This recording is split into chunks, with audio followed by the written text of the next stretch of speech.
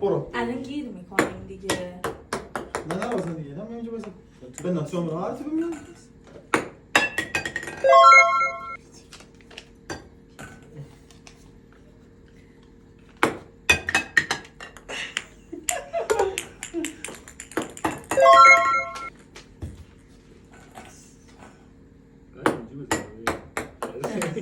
بره بیرون.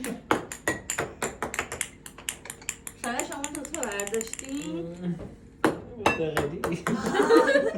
آخری نکن. یاد گرفتی. چجوری؟ من میدوزم. هستی تو بخواستی بری؟ نکنم ببخشید. تو رو خود.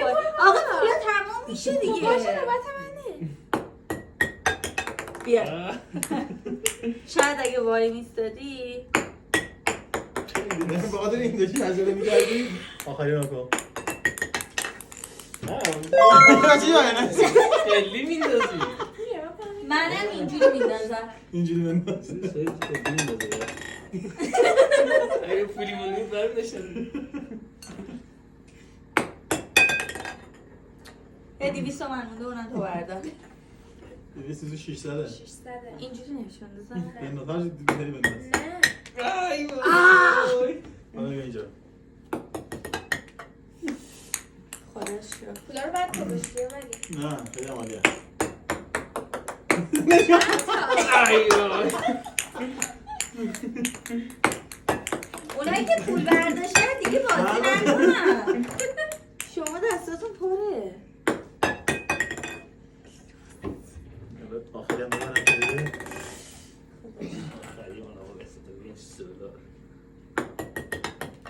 بابا کم آروم‌تر بندازی بهزاد. الان درست کن آره هستی برش شد. خدا بسم الله. وای این اصلا بیشتر.